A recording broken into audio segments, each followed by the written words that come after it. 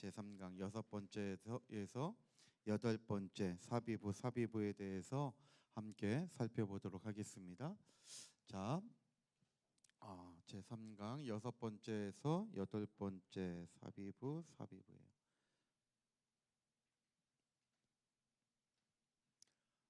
자, 6번째에서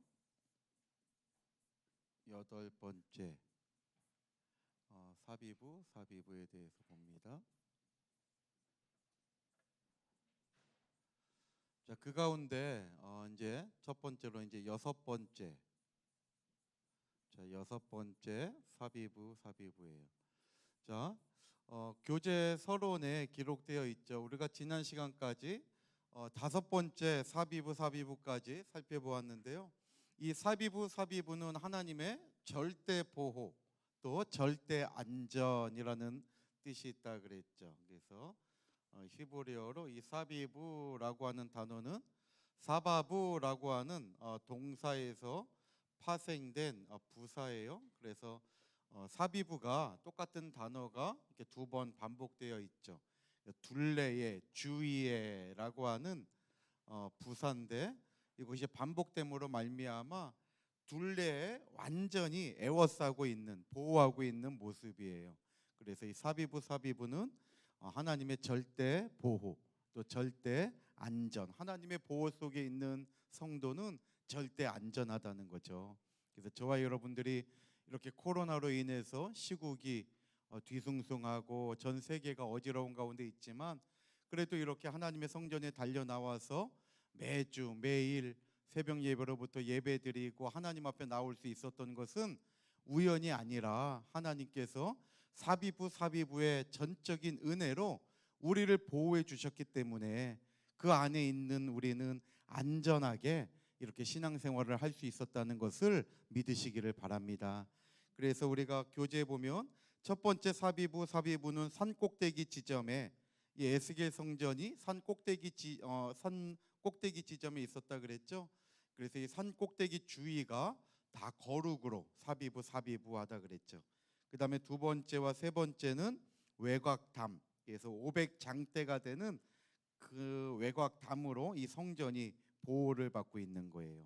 그래서 에스겔 성전은 담이 2개가 있다 그랬죠. 외곽담이 있고 그 다음에 안에 들어오면 500척이 되는 또 성전 담이 있는 거죠. 그래서 에스겔 성전에는 담이 2개예요. 정사각형의 가로 세로가 500장대가 되는, 이 500장대면 3,000척으로 하면 3,000척이에요. 한 장대가 6척이기 때문에 긴 이러한 외곽 그 담이 있는가 하면 그 안에 성전이 있게 되는데, 성전 500척이 되는 266m 500척이 되는 성전 담이 가로 세로 500척이에요. 성전 담으로 또 사비부를 함으로 이 안에 있는 성소와 지성소를 완전히 안전하게 보호하고 있다는 거예요. 그 다음에 5번째 바깥뜰의 사비부를 우리가 지난 시간에 이제 살펴보았고요. 오늘 박석 깔린 땅의 사비부예요. 6번째 사비부는 박석 깔린 땅. 자, 좀 이렇게 사진이 번져 보이지만 박석 깔렸다고 하는 것은 이와 같이 돌로 바닥을 깔아놓은 걸 얘기해요. 그래서 우리가 고궁 같은 데 보면 이렇게 불규칙한 돌들을 이렇게 다 깔아놨잖아요. 그리고 주변에는 흙이 또 있고, 그래서 그냥 흙은 질퍽질퍽할 수가 있잖아요. 근데 그 흙 위에 돌을 이렇게 다 깔아놓음으로 말미암아 외관도 아름답게 하고, 그 다음에 먼지가 날리는 것을 그만큼 돌이 이렇게 다 차지하고 있으니까는 먼지 날리는 걸 방지할 수 있잖아요. 그래서 이제 박석을 깔게 되는 거죠. 그래서 이런 걸 깐 걸 갖다가 박석 깔린 땅이다라고 하는데, 에스겔 성전이 이와 같이 박석으로 사비부하고 있다는 거예요. 그래서 6번째가 여기처럼 박석 깔린 땅에 사비부다. 에스겔 40장 17절의 말씀을 통해서 말씀하고 있는데요. 지금 빨간색 부분으로 테두리가 이렇게 되어 있잖아요. 여기에 다 박석 깔린 땅이에요. 빨간 부분으로 지금 색칠되어 있는 부분들이 다 박석 깔린 땅이에요. 이렇게 그러니까 요 이쪽은 그냥 흙이 아니라 흙 위에 돌을 다 깔아 놓음으로 말미암아 제사장과 레위인들이 하나님 앞에 예배드리기 위해서 제사를 준비할 때에 맨발로 왔다 갔다 해도 지저분하지 않게 이렇게 박석을 다 깔아 놓은 거예요.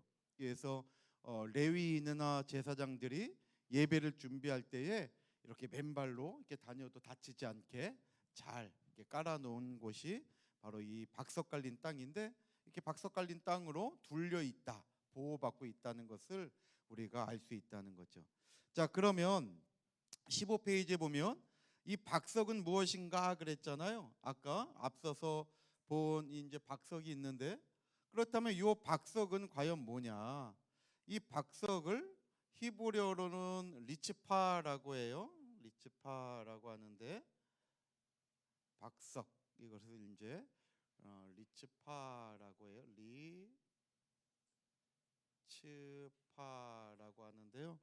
이 리츠파라고 하는 단어는 숯이라는 뜻도 있고 포장한 바닥이라는 뜻이 있어요. 포장한 바닥.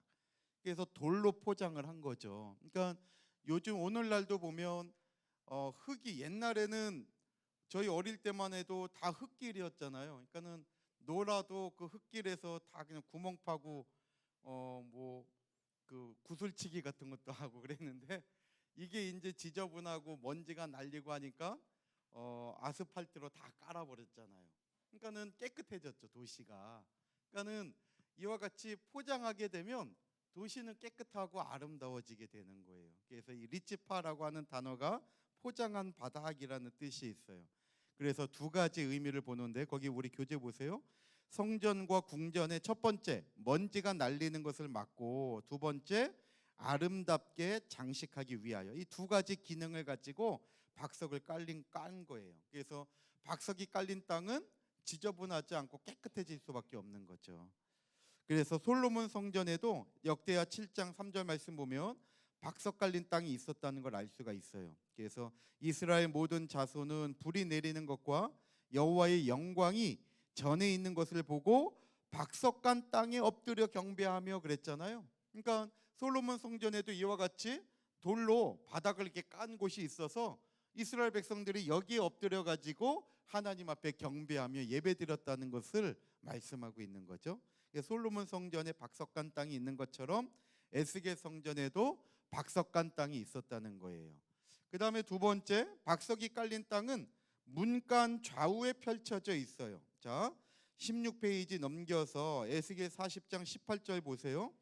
그 박석 깔린 땅의 위치는 각 문간의 좌우편인데, 문간의 좌우로 박석 깔린 땅이 있대요. 그 광이 문간 길이와 같으니 이는 아래 박석 땅이며, 여기 아래 박석 땅이라는 것은 바깥들을 얘기해요. 자, 앞에 요 그림을 한번 잘 보세요. 박석 깔린 땅이 어디에 있다 그랬냐면 문간 좌우에 있다 그랬잖아요. 문간은 바깥들에도 3개 있고 안뜰에도 3개가 있어요. 여기가 이제 바깥들이잖아요.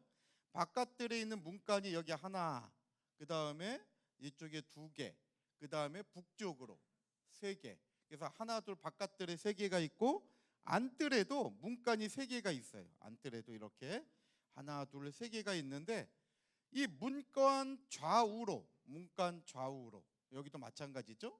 문간 좌우로 박석 깔린 땅이 있다는 거예요. 그래서 문간을 중심으로 좌우로 다 박석 깔린 땅이 있는데, 특별히 여기 바깥들에 있는 박석 깔린 땅을 아래 박석 땅이다, 에스겔 40장 18절에 말씀하고 있어요. 그래서 에스겔 40장 18절에 말씀하고 있는 아래 박석 땅이라고 하는 것은 바로 바깥들에 있는 박석 깔린 땅을 얘기해요.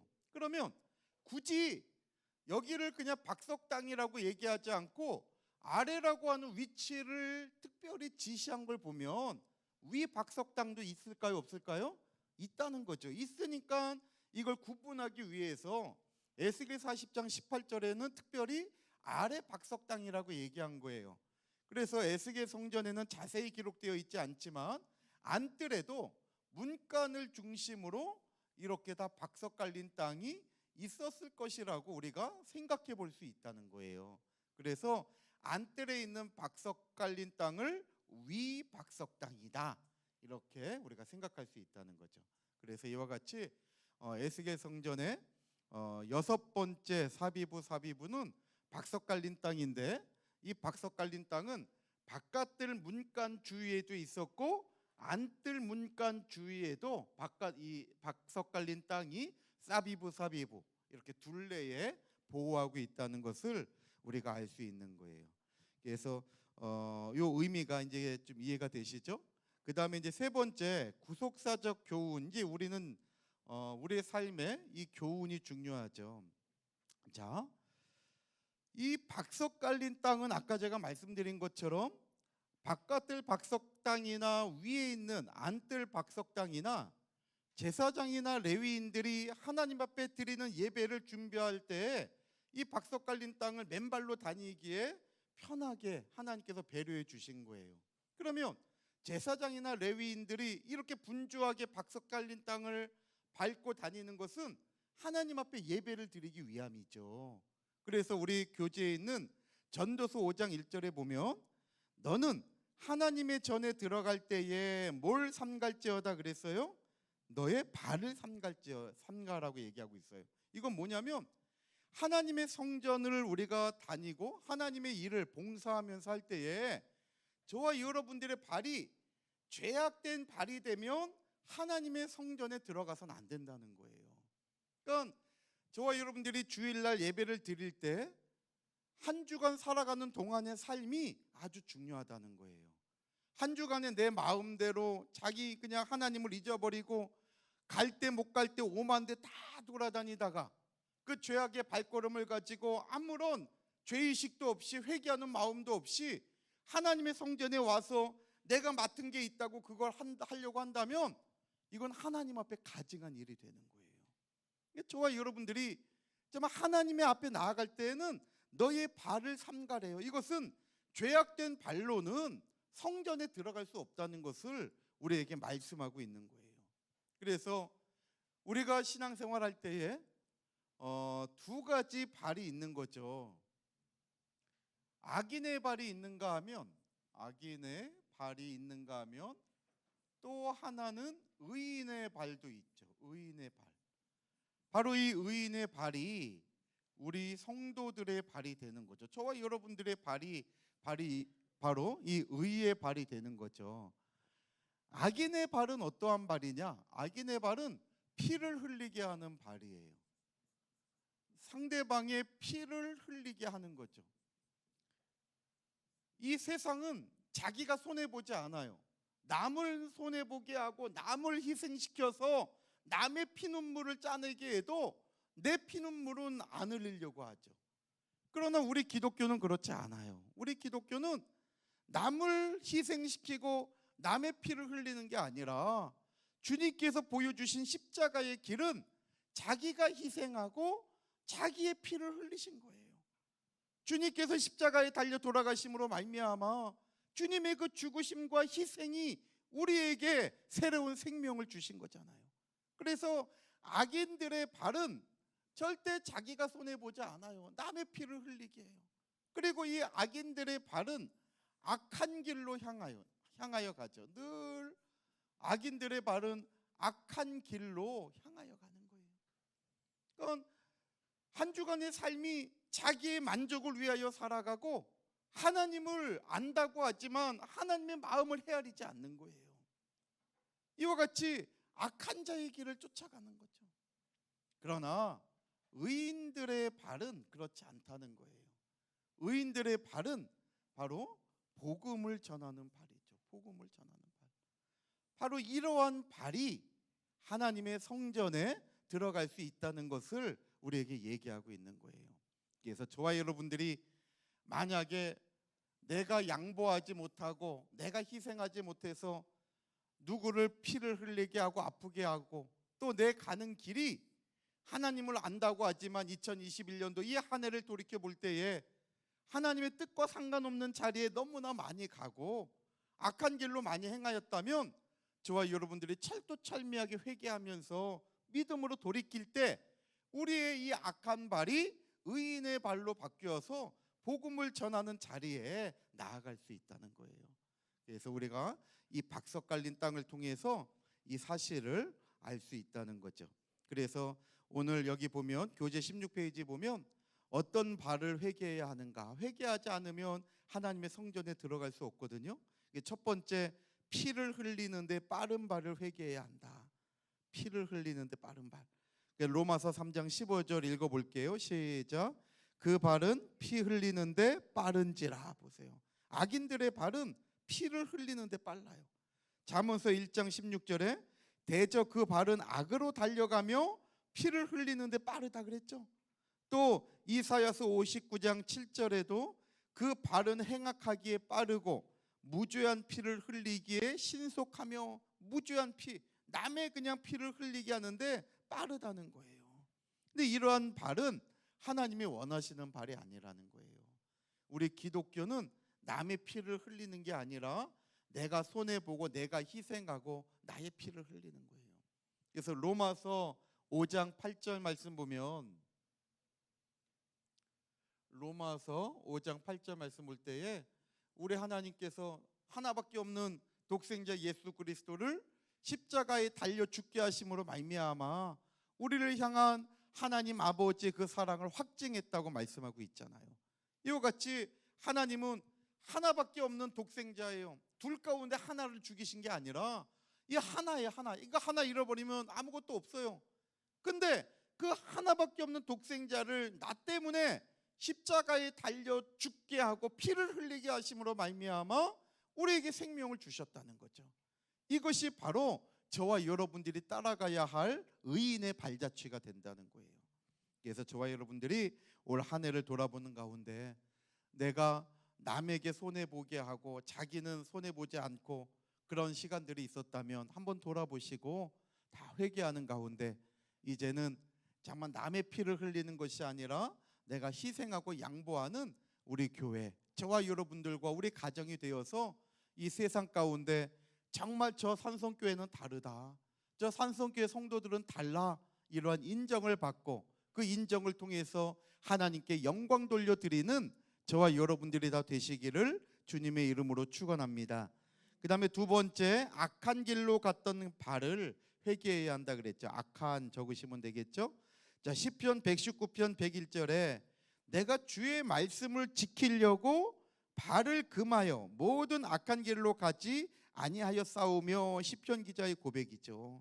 또 이사야서 58장 13절도 만일 안식일에 네 발을 금하여 내 성일에 오락을 행치 아니하고, 보세요.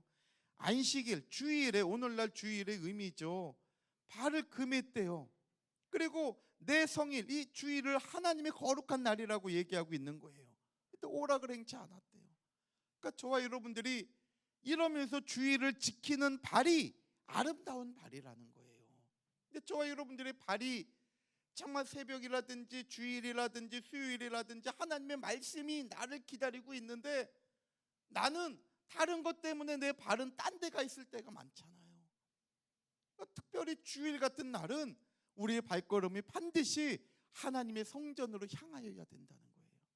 그래서 오늘 이와 같이 올 한 해 내가 주일을 제대로 지키지 못한 것이, 하지만 내 발걸음이 엄한 길로 간 시간들이 있었다면 저와 여러분들이 오늘 말씀을 통해서 회개하시면서 이제는 2022년도는 우리의 발이 거룩한 나를 향하여 늘 전진해 나아가는 복된 역사만이 있기를 바랍니다. 그러면 어떻게 해야 우리의 발이 늘 하나님의 성전으로 향할 수 있느냐?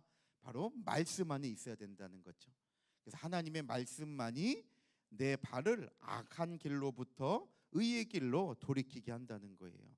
그래서 하나님의 말씀을 듣고 의지할 때 저와 여러분들의 발이 바뀌어지게 되는 거예요. 그러니까 내가 악한 길로 가는 이 나의 발걸음이 하나님이 원하시는 의인의 길로 가기 위해서는 반드시 하나님의 말씀을 듣고 의지해야 된다는 거예요. 그러니까 내 힘으로만은 되지 않아요.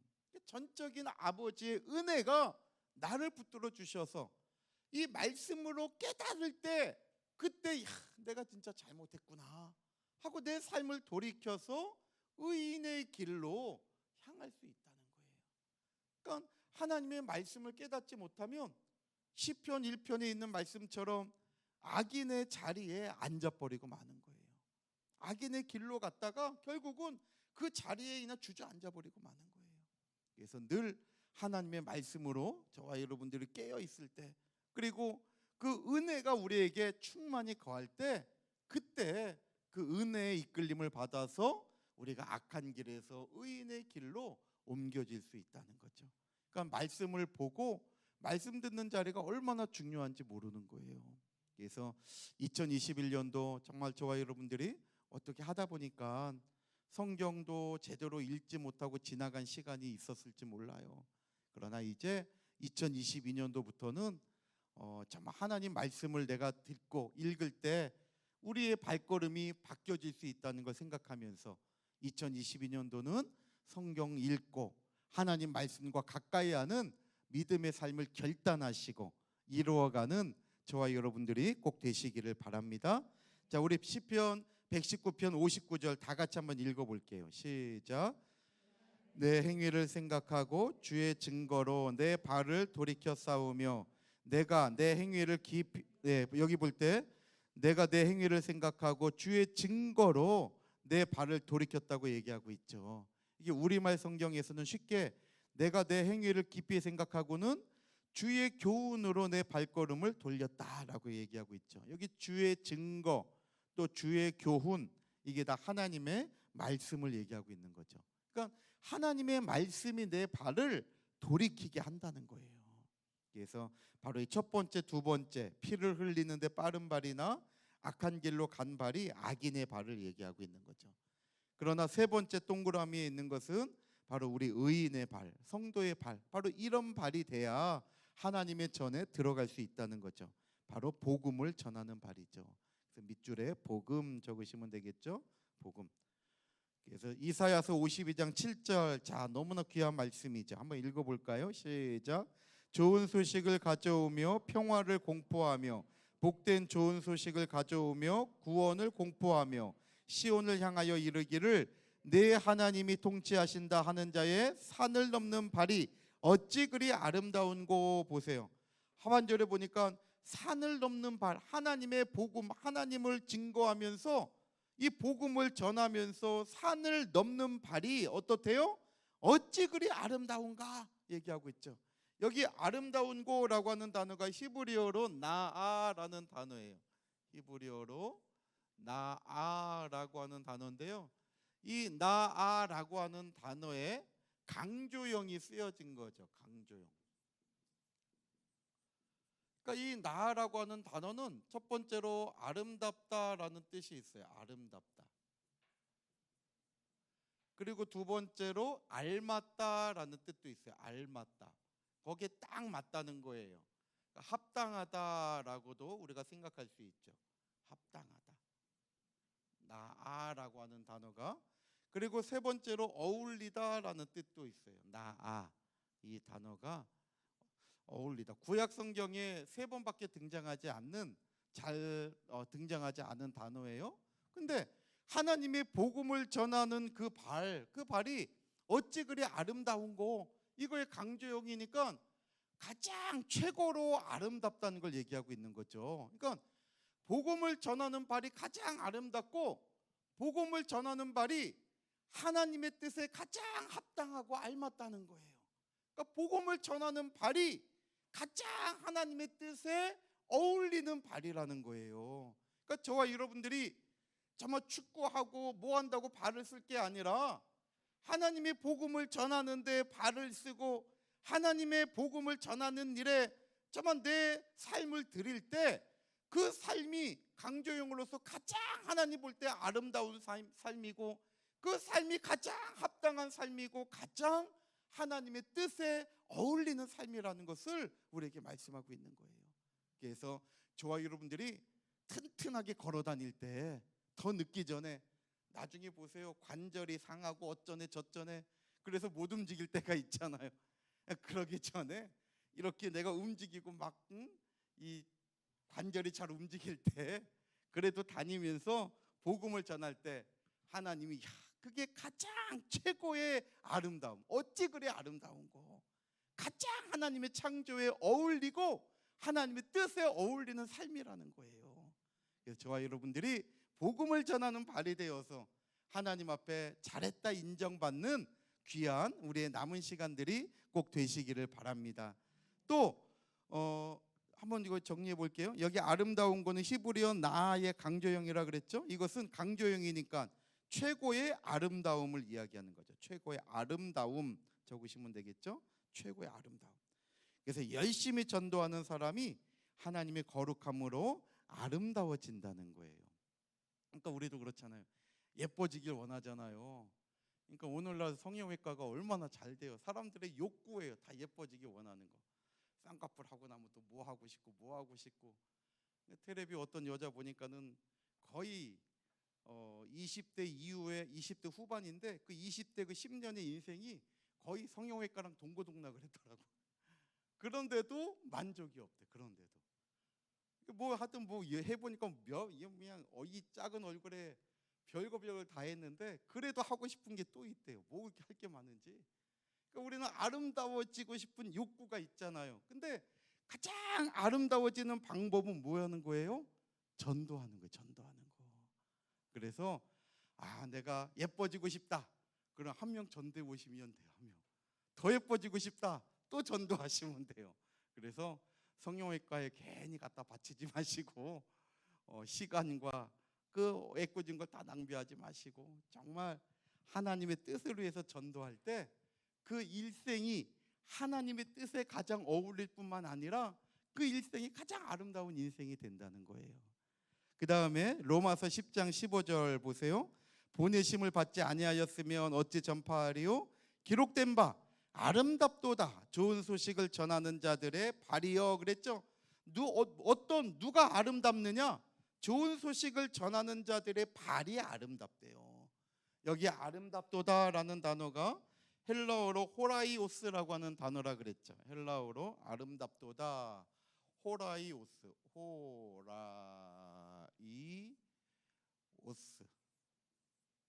호라이오스라고 하는 단어인데요. 이것은 꽃이 핀 만발한 그러한 뜻이에요. 이 호라이오스라고 하는 단어는 꽃이 핀 또 꽃이 만발했대요. 그러니까 꽃이 활짝 피고 만발했으니 얼마나 아름다워요. 매년 봄이 되면 벚꽃길 같은데 벚꽃이 활짝 피고 하면 저절로 와 하는 탄성이 나오잖아요. 너무 예쁘죠. 그러니까 만발하고 꽃이 핀 것이 얼마나 예뻐요.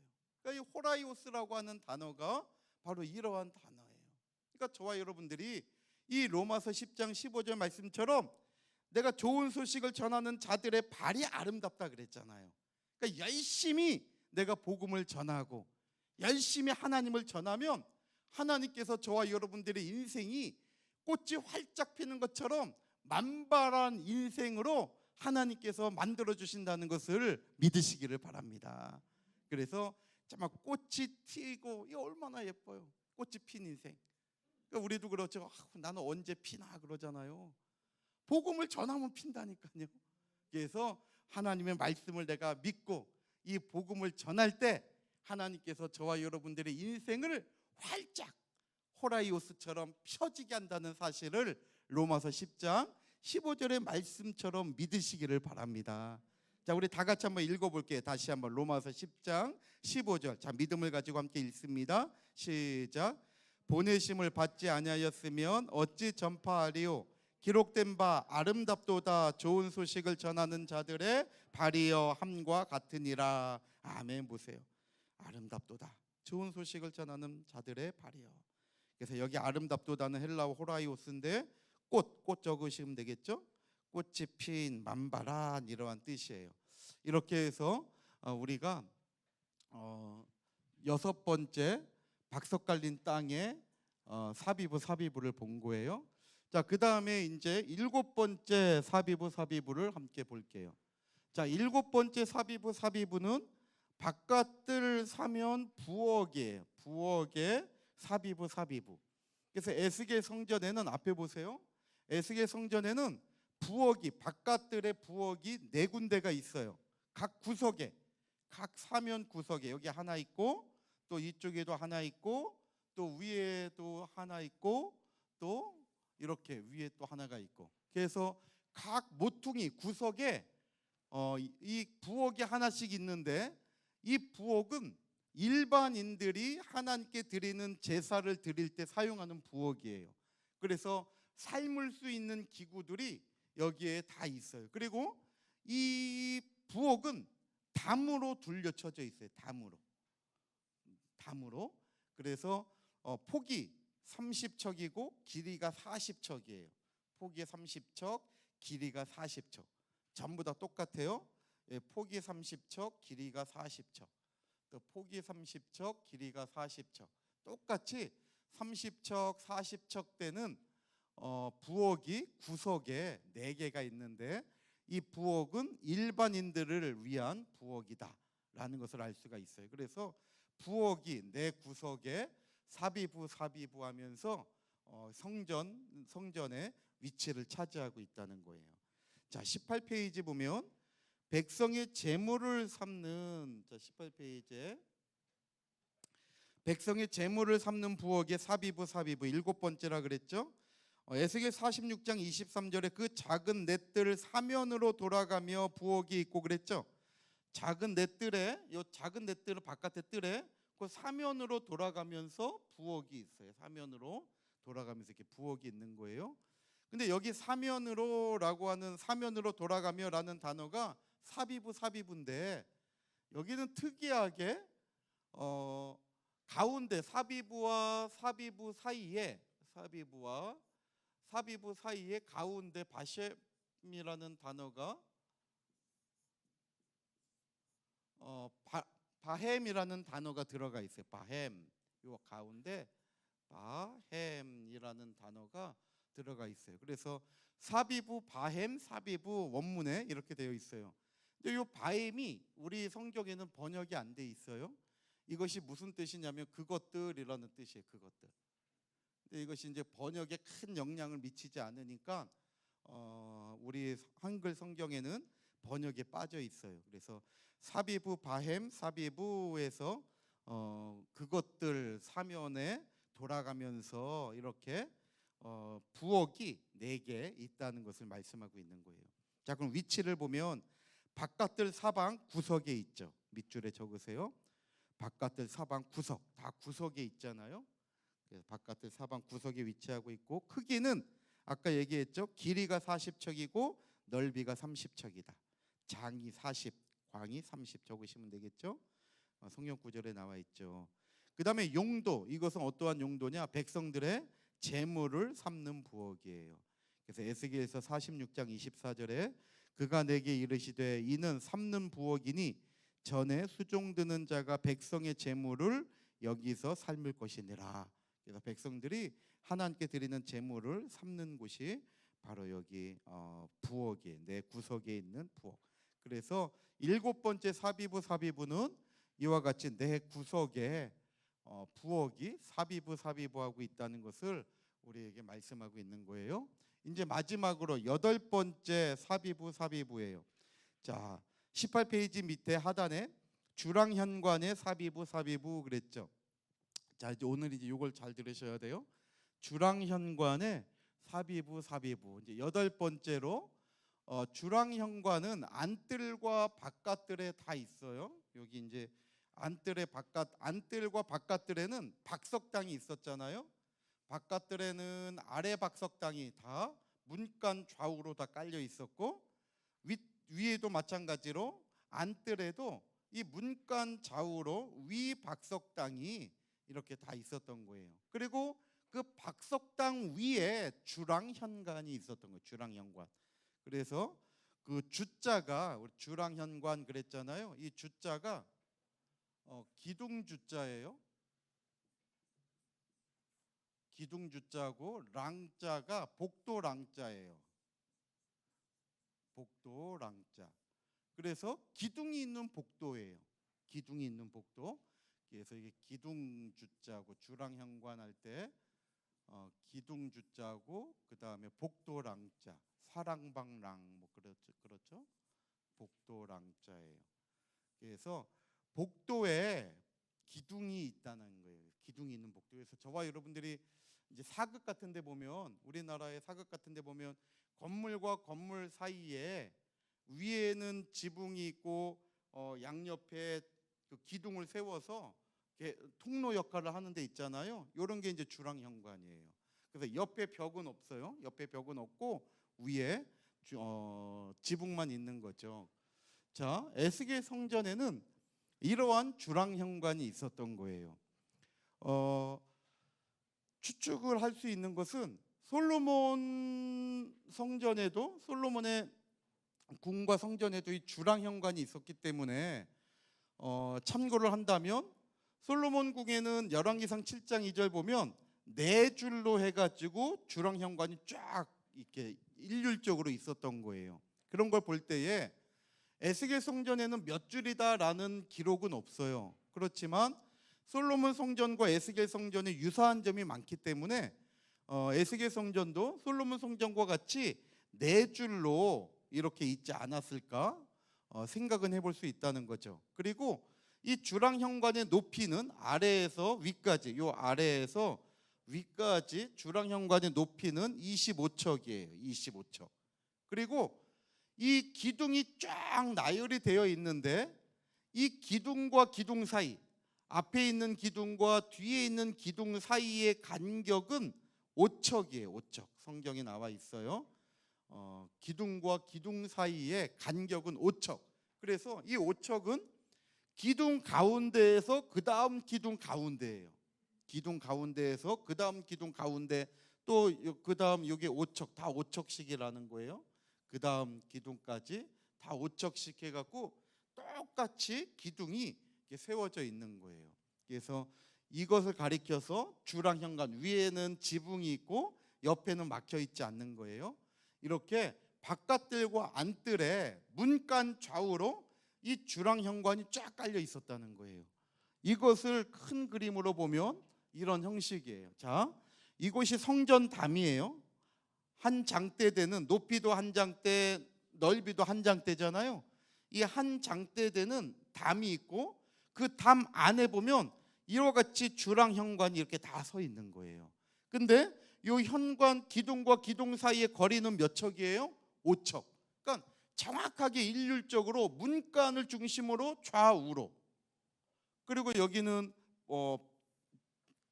그 일반 백성들이 제물을 삶는 부엌이 여기 있는 거죠. 또 주랑현관이 이렇게 쫙 문간을 중심으로, 바깥들도 이렇게 되어 있고 안뜰도 마찬가지예요. 안뜰도 이 문간을 중심으로 이렇게 좌우로 주랑현관이 이렇게 쫙 일률적으로 5척의 간격을 가지고 쫙 서 있는 거예요. 그러니까 얼마나 멋있겠어요. 그러니까 이 아래는 박석 깔린 땅이 있고 위에는 지붕이 있으면서 이 지붕을 주랑현과 이 주랑이 다, 기둥들이 전부 다 받치고 있는 거예요. 그래서 이와 같은 에스겔 성전의 구조를 우리가 조금 입체적으로 볼 수 있는 거죠. 자, 그러면 이 주랑현관이 이와 같이 에스겔 성전을 사비부 하고 있는 거예요. 다 둘로, 바깥들 안뜰로 이게 지금 사비부 하고 있는 거죠. 이것이 이제 8번째 우리가 살펴보는 사비부예요. 자, 그러면 이 엘라모트는, 자, 에스겔 40장 3절 말씀 보면 그 사면 현관의 장은 25척이요 광은 5척이라 그랬죠. 그 현관의 장은 25척이고 광이 5척이다. 근데 이때 이 현관은 엘라모트라고 하는 단어인데 이 엘라모트는 엘람의 복수형이라 그랬죠. 자, 그러면 이 엘람이라는 단어를 우리가 알아야 돼요. 지금 나와 있는 이 엘람이라고 하는 단어를 우리가 알아야 되는데, 엘람 또는 울람이라 그래요. 두 개를 같이 읽혀요. 엘람 또는 울람, 같은 단어예요. 엘람, 울람. 자, 그러면 이 엘람이 어떠한 의미가 있느냐? 보편적으로 이 엘람, 울람이라는 단어는 현관을 나타내요. 현관. 각 문간마다 문간이 3개씩 있다 그랬죠? 바깥뜰에도 3개, 안뜰에도 3개. 근데 각 문간마다 현관이 다 있어요. 이 현관을 얘기할 때 엘람이라는 단어가 쓰여진 거예요. 그래서 다시 한번 보면, 자 여기 보세요. 여기에 보면, 자 여기 바깥뜰 문간이 있죠. 이쪽이 동쪽 문간이죠. 그러면 동쪽의 계단 7계단을 지나서 이렇게 들어오면 요 앞에 바깥뜰 나가기 앞에 여기가 현관이에요. 현관. 남쪽도 마찬가지예요. 남쪽도 요 앞에 바깥뜰 마당 앞에 있는 게 현관이에요. 북쪽도 마찬가지로 여기 이제 현관, 엘람이라는 단어, 엘람.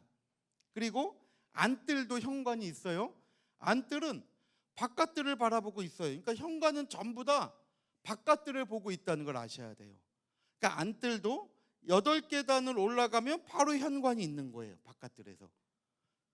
그래서 이와 같이 현관이 마주보고 있는 구조예요. 에스겔 성전은 현관이 마주보고 있는 구조예요.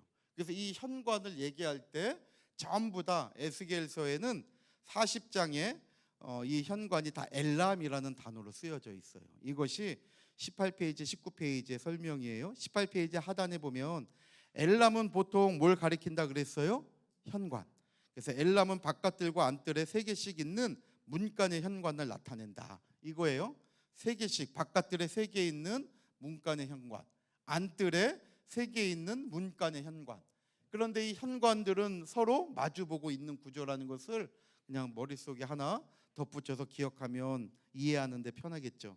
그래서 19페이지는 그 현관이 전부 다 엘람이다라는 단어를 지금 우리에게 보여주고 있는 거예요. 그 다음에 이제 두 번째, 그러나 엘람은 이 현관이라는 단어 외에 낭실을 가리킬 때, 낭실 또는 주랑현관, 2개 다 적으시면 돼요. 이 엘람이라고 하는 단어는 현관, 여기 현관을 가리킬 때만 사용되어진 것이 아니라 에스겔서를 보니까 낭실, 주랑현관을 얘기할 때, 이 주랑현관을 얘기할 때에도 엘람이라는 단어가 쓰여졌다는 거예요. 지금 그것을 얘기하고 있는 거예요. 그래서 그러나 엘람은 현관 외에 낭실 적으시고 또 밑에다 주랑현관, 이것을 가리킬 때도 사용되었다. 그래서 낭실은 뭐냐? 기둥들을 세워서 연결한 외부 통로, 그러니까 복도예요. 외부 통로라는 것은 복도를 얘기하는 거예요. 그래서 랑자가 복도랑자예요. 그래서 여기 보면 문간과 문간 사이를 이 주랑현관, 낭실, 이 복도가 연결하고 있잖아요. 그래서 이런 걸 갖다가 이런 걸 가리킬 때도 엘람이라는 단어를 에스겔서에서는 쓰고 있다는 거예요. 그래서 열왕기상 6장 3절에 보면, 또 밑에 7장 6절이나 7장 7절에 보면 이러한 낭실을 다 울람이라는 단어로 번역이 되고 있어요. 솔로몬 성전의 낭실에. 그래서 마지막 20페이지 넘기면 결국 엘람의 복수형 엘라모트가 사용된 에스겔서 40장 30절은 여러 개의 기둥들로, 밑줄에 기둥 적으시면 되겠죠. 여러 개의 기둥들로 이루어진 주랑현관을 가리킨다. 그래서 결국은 이것이 여러 개의 기둥들로 이루어진 이 주랑현관, 이것이 바로 엘람으로 번역이 되어 있다는 것을 우리가 알 수 있죠. 그래서 이 기둥, 이 엘람의 복수형이 엘라모트가 되고, 이 엘라모트가 바로 주랑현관을 나타내고 있다는 거예요.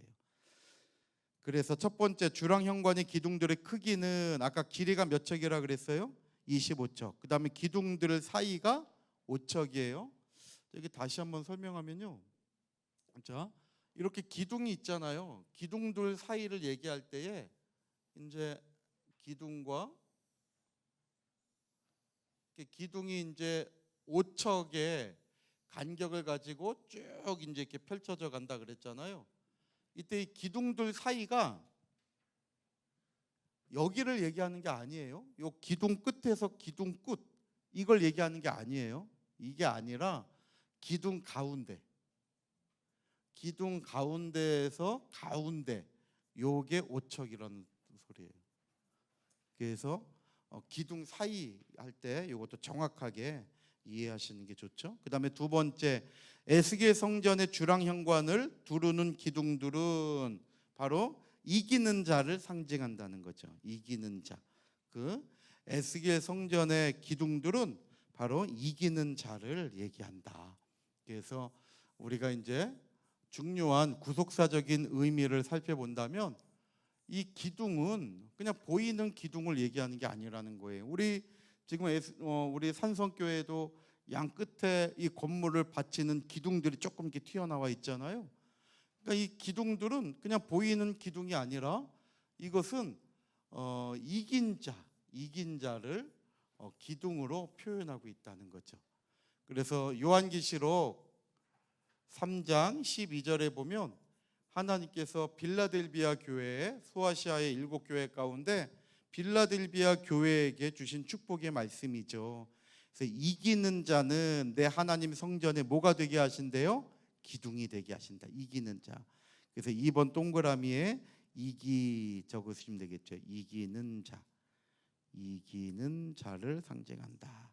그래서 저와 여러분들도 구속사 말씀으로 무장하여 교회를 든든히 받드는 어떤 일꾼이 돼야 된다는 거예요?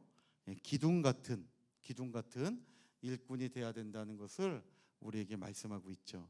그래서 보이는 기둥이 아니라 이긴 자, 사람을 나타낸다는 거죠. 대표적으로 갈라디아서 2장 9절 말씀 올 때에 사도 바울이 얘기할 때에 게바나 또 요한과 야고보 이러한 사람을 가리켜서 기둥과 같은 일꾼이다. 초대교회에 기둥과 같은 일꾼이라고 바울이 얘기하고 있죠. 기둥 같은 일꾼이다. 얼마나 초대교회가 세워짐에 있어서 중요한 하나님의 사람이었는가를 우리에게 말씀하고 있죠. 베드로, 게바는 베드로를 얘기하고 있죠. 베드로나 요한이나 야고보는 그냥 일꾼이 아니라 기둥과 같은 일꾼이다. 그래서 저와 여러분들도 구속사의 복음이 증거되는 곳마다 정말 기둥과 같은 일꾼, 우리 산성교회도 기둥과 같은 교회가 되어서 하나님의 뜻이 이 땅에 이루어질 때에 없어서는 안 될 귀한 교회, 복된 사명자가 돼야 된다는 것을 꼭 믿으시기를 바랍니다. 그래서 기둥은 한번 생각해 보세요. 기둥은 기둥 같은 일꾼이라고 할 때에 이 기둥은 첫 번째로 자기 자리가 있잖아요. 다시 말씀드리면 기둥이 움직이면 안 돼요. 기둥이 막 여기는 너무 힘들다고 나는 저쪽으로 갈래 해서 기둥이 움직이면 그쪽이 무너지게 되는 거예요. 그러면 건물은 다 무너져요. 그러니까 우리 기둥이 항상 그 자리에 있잖아요. 그런 것처럼 기둥은 아무리 그 자리가 힘들고 어렵고 누가 뭐라 한다 할지라도 자기 자리를 떠나면 안 되는 거예요. 자기 자리를 견고히 붙잡아야 돼요. 그러니까 이것은 바로 끝까지 기둥은 사명을 감당해야 돼요. 나에게 주신 사명이 누가 알아주지 않고 힘들고 외롭다고 해가지고 그 자리를 벗어나면 건물이 무너지는 거예요. 그러니까 게바나 요한과 야고보가 기둥 같은 일꾼이라고 하는 것은 죽기까지, 순교당하기까지 끝까지 하나님의 말씀을 위하여 사명을 감당했던 일꾼이라는 것을 우리에게 말씀하고 있는 거죠. 저와 여러분들도 올 한 해를 돌이켜 볼 때에 내가 정말 이러한 기둥과 같은 일꾼이었는지 우리 자신을 한번 돌아보면서 앞으로는 주님 부르시는 그날까지 정말 이 기둥과 같이 흔들리지 않는 일꾼이 되어서 끝까지 사명을 다 감당하는 우리 교회와 저와 여러분들이 다 되시기를 주님의 이름으로 축원합니다. 또 두 번째로 기둥은 튼튼해야 돼요. 기둥이 약하면 건물을 지탱할 수가 없죠. 기둥이 튼튼해야 돼요. 그러니까 이것은 저와 여러분들의 몸도 튼튼해야 되고 저와 여러분들의 생각하는 이 정신, 이 마음도 튼튼해야 돼요. 우리의 마음도 연약하고 말라 비틀어지면 안 되는 거죠. 우리의 마음도 튼튼해야 돼요. 또 우리의 영도 튼튼해야 되는 거죠. 그러니까 저와 여러분들이 정말 하나님의 기둥과 같은 일꾼이 되기 위해서는 육신이 연약하면, 육신이 무너지면 하나님의 일을 감당할 수 없잖아요. 또 육신은 건강한데 마음이 너무나 약해서 분별치 못하면 정말 이 말에 휘둘리고 저 말에 휘둘리고 하면 그분은 기둥이 될 수 없는 거예요. 또 영이 강력해야 돼요. 늘 영이 깨어 있어야 돼요. 그래서 정말 하나님의 일을, 사명을 맡은 분들은 꼭 기도하면서 내 영성을 꼭 일으켜 세워야 돼요. 그러니까 저부터 우리 전도사님들, 장로님들, 또 기관장님들, 또 모든 일을 맡으신 모든 분들은 그분의 영성만큼 교회는 나가게 돼 있는 거예요. 만약에 제 영성이 말라 꼬드라지면 아무리 움직여봐야 교회는 나갈 수가 없는 거예요. 그러니까 목사님, 전도사님, 장로님들 그 위에 있는 분들을 위해서 기도해 주시는 것이 그런 거죠. 만약에 목사, 전도사들이 딴짓해 보세요. 절대 교회는 나갈 수가 없는 거예요. 영이 튼튼해야 돼요. 또 같이 도와서 동역하는 많은 기관장들, 일하시는 모든 일꾼들이 같은 마음으로 정말 영이 강력하고 영성이 있어야지 모든 기관의 화평함이 이루어질 수 있는 거예요. 그래서 정말 저와 여러분들이 제일 두려운 것이 말씀과 기도가 아니면 거룩해질 수 없다고 디모데전서 4장 5절에 분명히 말씀하고 있잖아요. 그러니까 내가 말씀 보지 않고 기도하지 않는 것이 가장 큰 죄가 되는 거예요. 그래서 늘 성경 보고 늘 기도하고, 그래서 내 신앙을 한번 또 뒤돌아보고 점검하는 가운데 저와 여러분들이 늘 튼튼한 우리의 신앙을 만들어 갈 때에 저와 여러분들이 정말 하나님의 구속 역사를 이루어가는 기둥과 같은 일꾼, 기둥과 같은 우리 산성교회가 될 줄로 믿으시기를 바랍니다. 그래서 요한복음 6장 63절 말씀 볼 때에도 내가 너에게 이른 말이 영이요 생명이라 그랬잖아요. 그러니까 하나님의 말씀이 우리에게 생명을 주고 하나님의 말씀이 우리의 영성을 깨우는 거예요. 말씀을 듣지 않으면 안 되는 거예요. 정말 하나님 말씀을 들을 때 은혜가 있고 하나님의 말씀을 들을 때 성령이 역사하는 거죠. 그러니까 사도행전 10장 말씀 보면 고넬료 이방인의 집이잖아요. 그런데 열심히 베드로가 전하는 그 말씀을 들었더니 고넬료 가정에 성령이 충만하게 임한 거예요. 그러니까 말씀을 들을 때 역사가 일어나죠.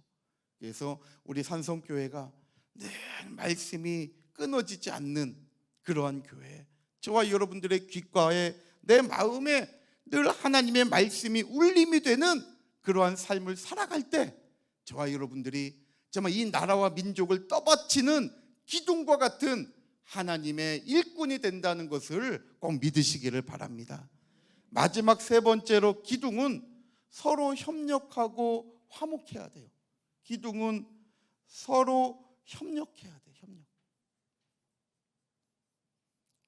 그래서 기둥이 화목을 이루어야 돼요. 만약에 기둥이 서로 이간질하고 기둥이 서로 미워하고 기둥이 서로를 싫어한다면 그 건물은 무너질 수밖에 없는 거예요. 온전해질 수 없어요. 어떤 기둥은 좀 더 많은 하중을 갖고 있을지도 몰라요. 어떤 기둥은 있으나 마나 하는 자리에 있는지도 몰라요. 그러나 그 기둥이 없으면 시간이 지나면 다 무너지게 되는 거예요. 그러니까 손가락 5개가 얘기했잖아요. 나는 최고다, 최고. 내 손가락이 엄지, 내 손가락 때문에 우리 주인은 늘 1등이야, 최고야. 그랬더니 두 번째 손가락이 야, 내 손가락이 없으면 우리 주인이 아무것도 못 가르쳐. 그러니까 내 손가락이 다 가르친다. 엄지로 가르칠래 그러는 거예요. 그랬더니 딱 가운데 손가락이 듣더니 가소로운 것들, 나보다 큰 놈 있으면 나와봐. 그랬더니 다 찌그러져. 그랬더니 네 번째 손가락이 자기는 잘 펴지지도 않고 잘 안 돼. 그런데 네 번째 손가락이 야, 내 반지가 없으면 우리 주인은 언약을 못해. 내 손가락은 언약의 손가락이다. 그랬더니 새끼 손가락이 자기가 할 게 하나도 없어. 한마디 던졌잖아요. 나 없으면 우리 주인 병신이야. 하나라도 없으면 병신이죠. 5손가락이 있어야 되는데 4손가락이니까. 그러니까 다 있어야 되는 거야. 다 있어야 돼. 그래서 기둥은 서로 협력하면서 화목할 때 그때 그 역할을 감당할 수 있다는 거죠. 근데 왜 우리가 서로 협력하고 화목하지 못하는가? 이거 너무나 잘 아는데 한번 올 한 해 저와 여러분들이 살아온 교회의 생활, 또 직장의 생활, 가정의 생활을 한번 돌이켜 보세요. 왜 이렇게 우리가 서로 협력하고 화목하지 못했을까? 이것은 우리가 이렇게 서로 협력하고 화목하지 못하는 이유는 고집 때문에 그래요. 고집. 저는 오늘 이제 이 한 해를 마감하는 가운데 저부터 우리 모두가 이 고집을 버리고 2022년도는 양보하고 서로를 받아들이는 우리 삶이 되었으면 좋겠어요. 고집 없는 사람 아무도 없어요. 그런데 이 고집이 어디에 쓰여지느냐가 중요한 거죠. 하나님 뜻 앞에서는 고집을 내려놔야 돼요. 하나님의 뜻 앞에서도 내가 고집을 붙잡고 있으면 그 고집이 협력과 화목을 깨뜨릴 수 있다는 거예요. 잠언서 16장 28절 말씀 보면요. 자, 잠언서 16장 28절에 두 가지의 사람을 얘기하고 있어요. 두 가지의 사람을 얘기하는데 하나는 패역한 자를 얘기하고 있고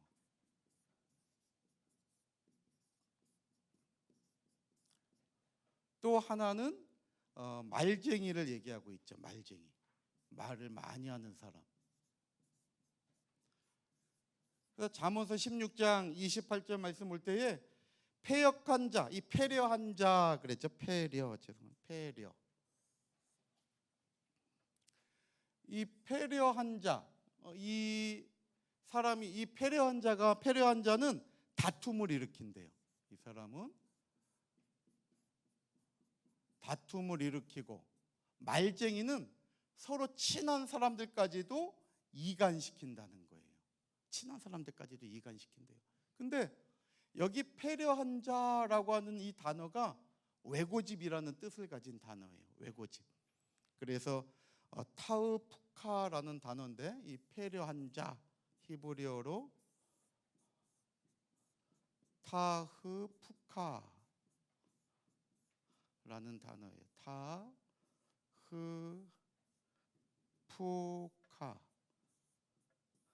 타흐푸카라는 단어인데 이 단어가 고집이 센. 그래서 그런 사람을 우리가 외고집이라 그러잖아요. 외고집, 똥고집이라 그러잖아요. 이게 타흐푸카라는 단어예요. 이 고집 때문에 결국 화평을 이루는 게 아니라 다툼을 일으키게 된다는 거예요. 그러니까 저와 여러분들도 기관과 구역과 또 직장의 일터에서도 마찬가지고 또 집의 가정에서도 마찬가지죠. 내가 내려놓지 못한 이 고집 때문에 다툼이 있진 않았는지. 또 말쟁이라고 하는 단어가 니르간이라는 단어인데 니르간, 말쟁이, 니르간, 중상모략하는 사람, 니르간, 중상모략하고 그 다음에 수다쟁이, 비방하는 사람, 니르간. 그래서 중상자, 또 수다쟁이, 또 비방하는 사람, 이러한 뜻이 있어요. 비방하는 사람. 그러니까 이러한 사람들은 친한 사람까지도 이간시키는 실수를 저지르게 된다는 거예요. 그래서 이 두 가지 타흐푸카와 니르간이 우리에게 있으면 안 된다는 거죠. 자, 한번 잠언서 16장 28절 한번 읽어볼게요. 자, 마지막으로 잠언서 16장 28절 읽고 마칠게요.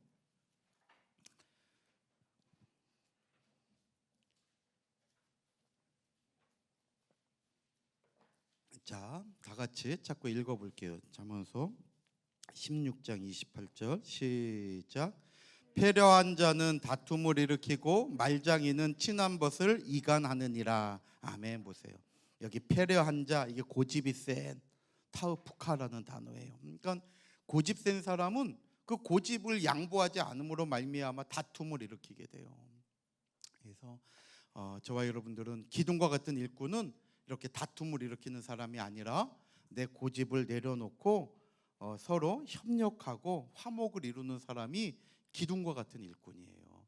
그래서 저와 여러분들이 2022년도에는 정말 올 한 해 이러한 삶들을 잘 돌이켜보고 점검하는 가운데 하나님의 뜻을 위해서 이러한 모든 고집을 내려놓고 또 모든 그동안 내가 말을 많이 하고 이 말에 실수가 있었던 것들을 다 내려놓고 오직 말씀만을 전하는, 복음을 전하는 아름다운 발, 하나님께서 우리 인생을 만발하게 하는 그러한 복된 삶을 살아가는 저와 여러분들이 다 되시기를 주님의 이름으로 축원합니다.